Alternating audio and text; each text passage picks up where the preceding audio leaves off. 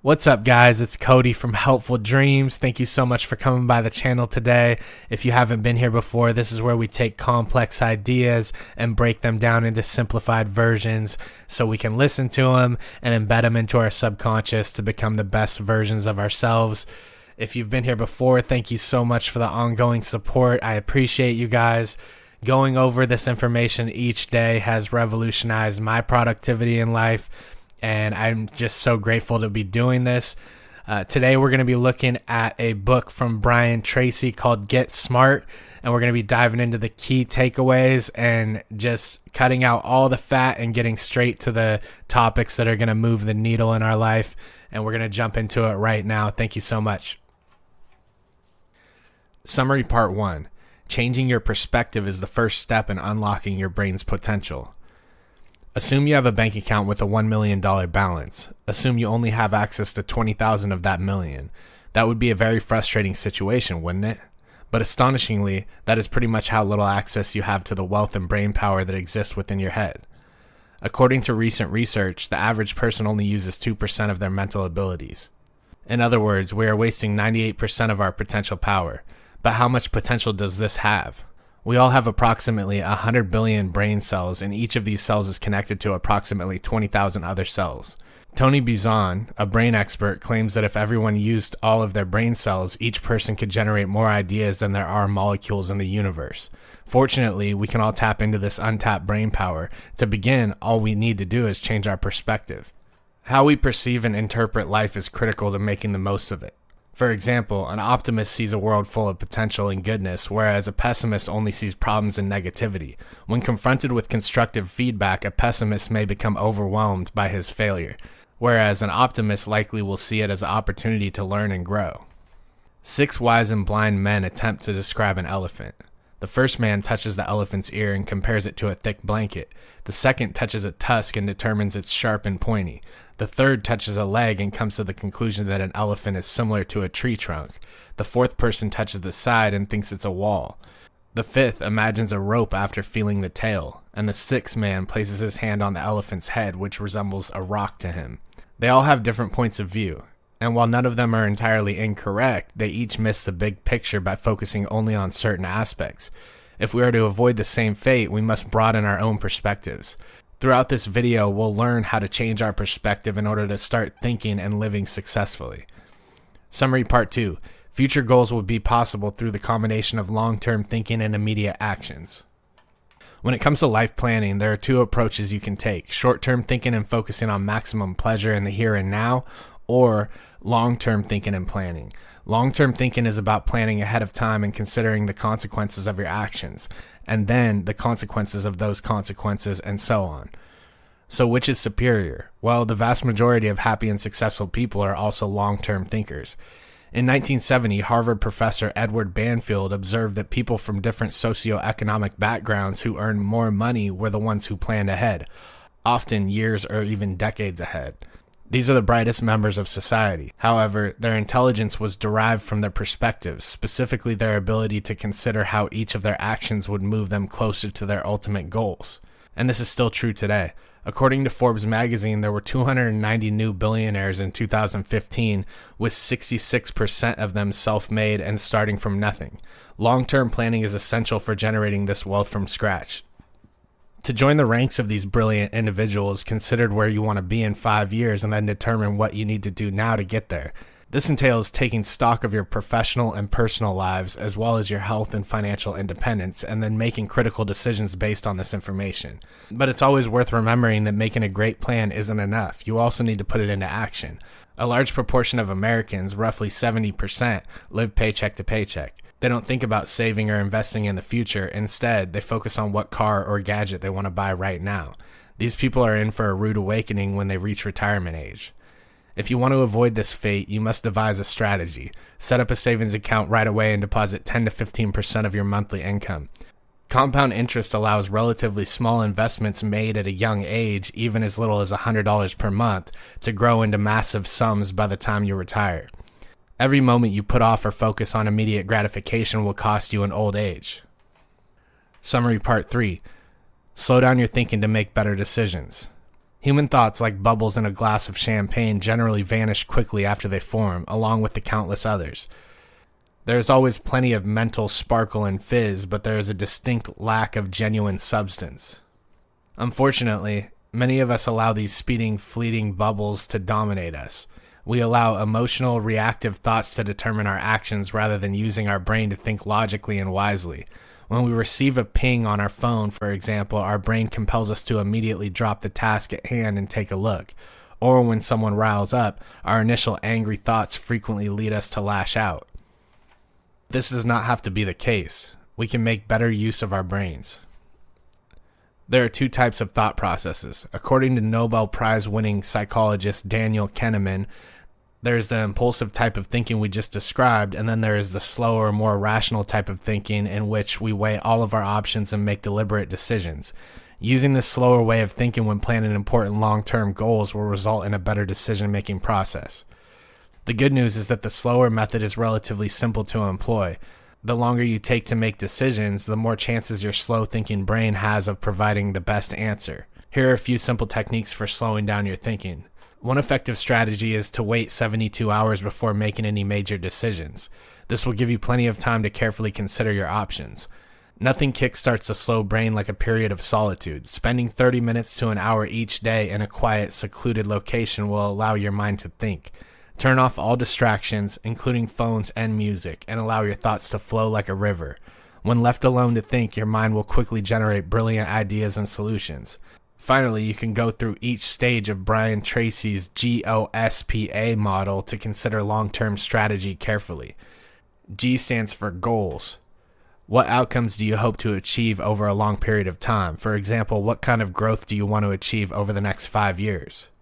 O stands for objectives. These are the smaller targets that will help you get closer to your larger goals. For instance, what level of growth should you aim for this year? S stands for strategies. How will you accomplish your goals? For instance, what marketing strategy will generate the necessary growth? P stands for priorities. Determine the most effective actions that will ensure the success of your strategy. A stands for actions. The day-to-day work that will eventually lead you to your goals. Going through the GOSPA model step by step will give your slower thinking brain the space it needs to make the best decisions. Make use of it the next time you need to think of a long-term strategy. Summary Part 4. Success requires thorough research and asking the right questions. So far, we've mostly discussed how shifting perspectives can aid in personal development. Throughout the rest of this video, we'll look at how changing your mindset can help you succeed in business. Here's a question for you. Why do 80% of new products fail? According to Forbes magazine, customer demand for a company's product or service is the most important factor in determining its success. Simply put, if no one wants to use your product, you will fail. So how do you ensure that customers are interested in what you're selling? All business success stories begin with extensive research. You will fail if you do not know enough about your potential market. That's all there is to it. Asking others is a good place to start. There is no substitute for expertise. Experts in your field will almost certainly be able to evaluate the quality of your idea, so ask them. You should also look for people who have already walked in your shoes. A simple Google search for the potential idea will most likely yield information on what others have discovered. You can even question these trailblazers in person. In short, go out of your way to gather all of the information possible. Once you've developed a basic concept of a viable product, it's time to determine whether or not people will actually buy it. But don't just look for proof of your product's greatness. This could lead to confirmation bias, in which you only seek information that validates your idea. Instead, you must act like a scientist. Make a hypothesis about what your product will bring to the market and then test it. Assume you've invented a new type of laundry detergent. Your hypothesis will be something like, I believe people will purchase my new laundry detergent. Then you will try to prove why your hypothesis is correct. Encourage prospective customers to find flaws in your product. Ask them why they wouldn't buy it or why they should choose a competitor brand. If they are still interested despite your campaign, you may have found a winner. Naturally, this approach necessitates your complete honesty. If your idea or product is more important to you than the truth, you will not learn everything there is to know about it. So embrace a total willingness to fail and learn. Summary Part 5. Following a written goal will help you stay on track in an ever-changing, chaotic world. We live in a fast-paced world where technology is advancing at breakneck speeds. Information and new ideas can spread across the globe in minutes, and competition, whether from a competitor business or a colleague, is fiercer than ever. Many of us are overwhelmed in this fast-paced world. Our lives feel like a never-ending struggle to respond and keep up with each new change. You'll never be successful if you spend your entire life treading water like this. So how do you avoid this fate? Goals. Those who have specific goals in mind know what information to pay attention to and what to disregard. Despite their importance, genuine goals are uncommon. Only about 3% of people have a set of clear, written goals that help them navigate life. If you aren't already part of that 3%, you should be.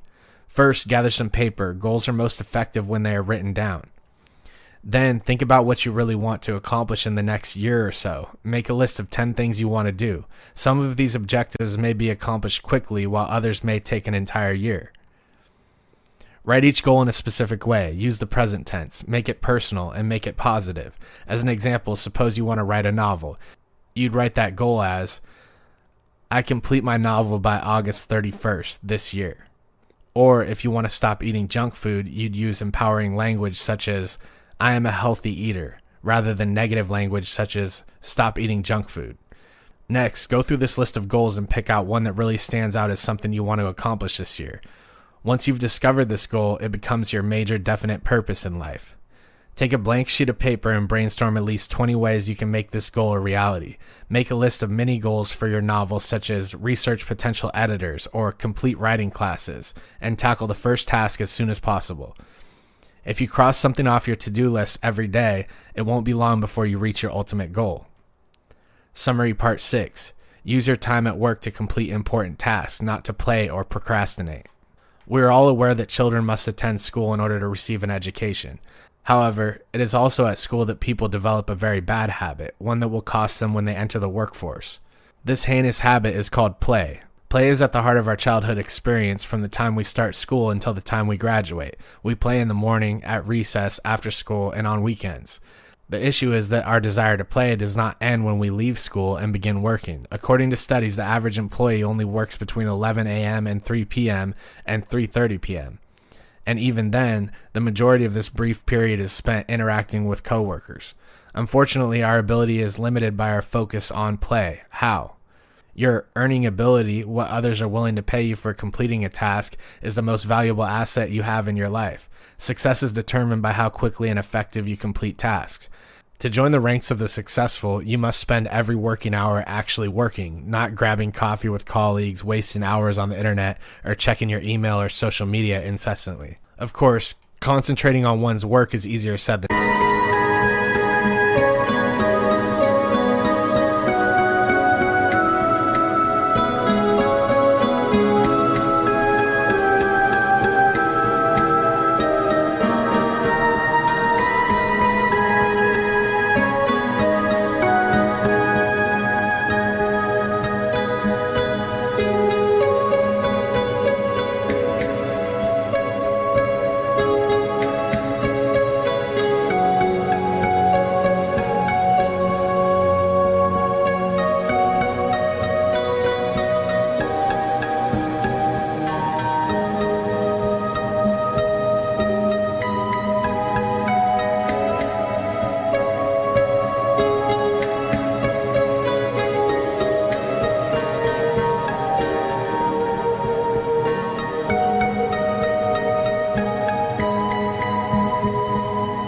done. The desire to play and procrastinate is deeply embedded in all of us. Fortunately, there are a few tried and true techniques that will help you succeed.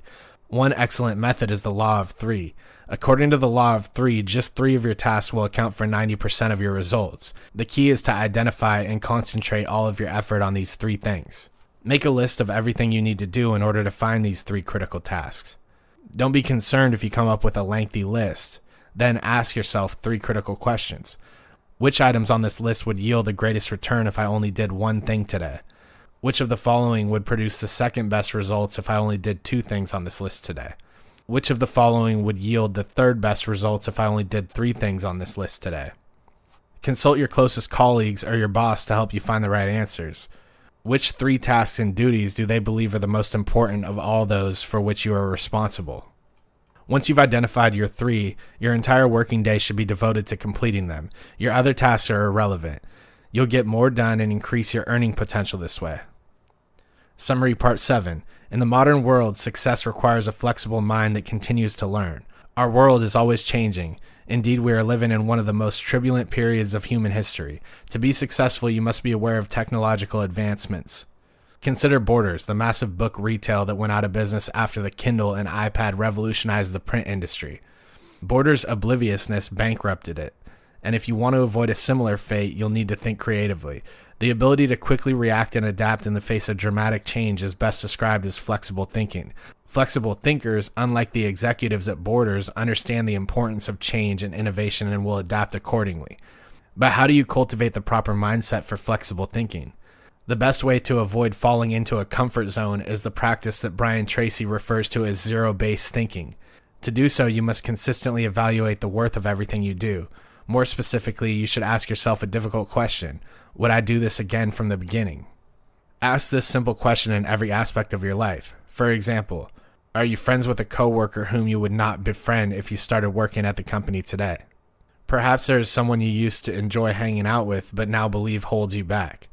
Or perhaps you've made a business or career decision that you now realize you shouldn't have. Whatever unsettling conclusions zero-based thinking yields, you must be ruthless in undoing these mistakes. This will not be easy. You must admit that you made the wrong decision, and more importantly, you must accept that your investments in these areas, whether time, capital, or emotions, will be lost. You must simply accept this and cut your losses. Even though it's painful now, it'll be better in the long run. Fortunately, as difficult as it is to discontinue activities that no longer provide satisfaction, the results are worthwhile. You'll have more time, more energy, and a huge sense of relief. Furthermore, you will become more adaptable. You'll find yourself in a better position, ready to let go of the things that are holding you back and seize new opportunities. Part 8 Summary. Avoid mechanical thinking by taking creative risks.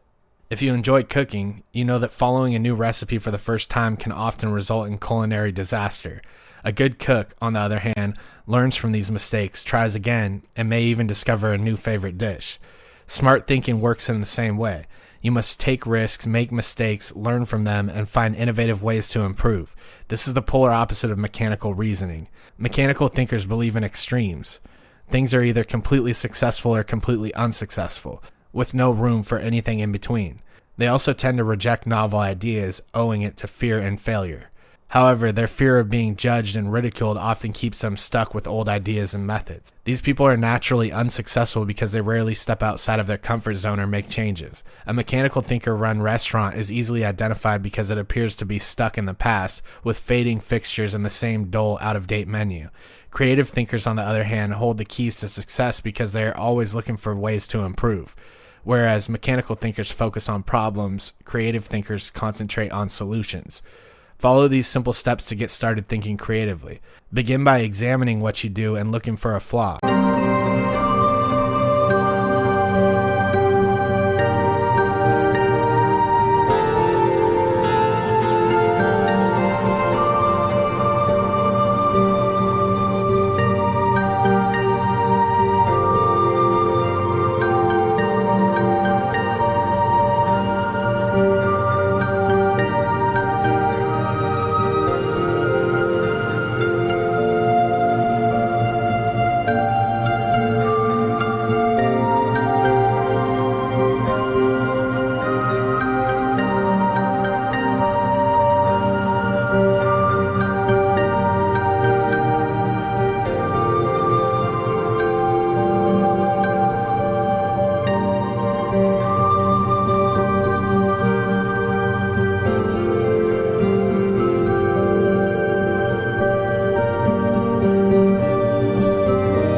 For example, if you own a business, consider what is preventing it from growing. When you believe you've defined your problem, the next step is to admit that you haven't.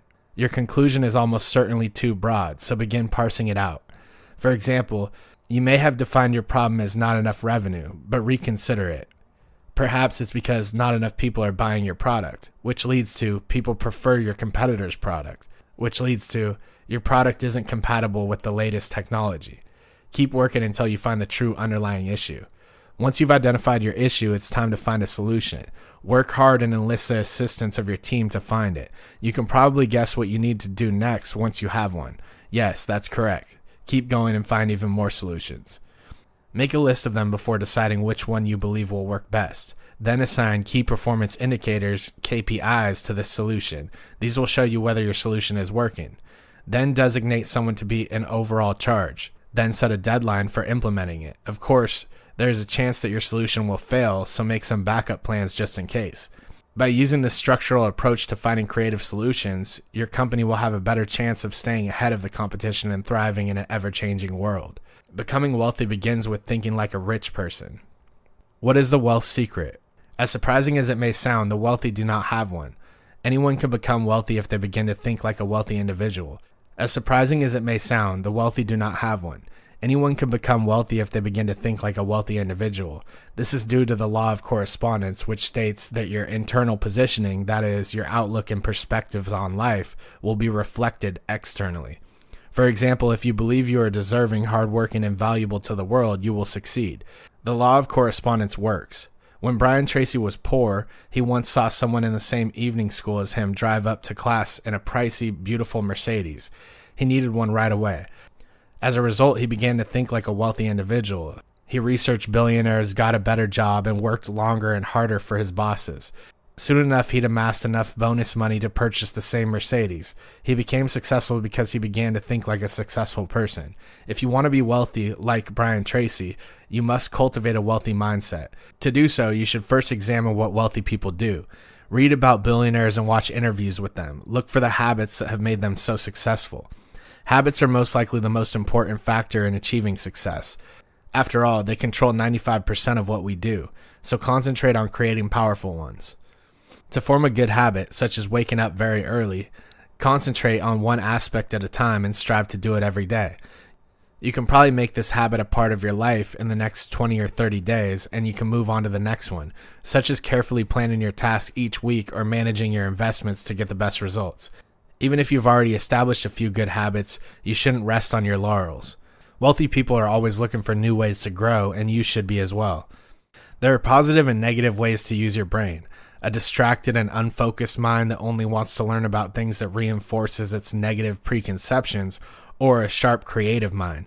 The latter sees the bright side of life and achieves success by being curious, adaptable, and innovative. So instead of procrastinating, use flexible thinking. Write down your goals, shift your perspective, and adapt the rich mindset. See the opportunity in every challenge. Consider your most pressing issue for a moment. Instead of viewing it as a problem, consider it a gift, an opportunity to learn more about yourself. Perhaps it will provide insight into your behavior and allow you to change the future and be more successful. Remember Henry Ford's words: failure and adversity are opportunities to start over and make it better. All right, guys, congratulations on making it to the end of that simplified version of Get Smart from Brian Tracy. Thank you so much for stopping by. If you like this type of simplified content, please subscribe to the channel. We'll be coming out with new content almost daily. And I know a lot of this knowledge that was outlined in this one was similar to the past teachings that we've seen, but it's just good to reaffirm this to ourselves and keep on continuing down the path to success. I love you guys and I appreciate you guys. I'll see you on the next one.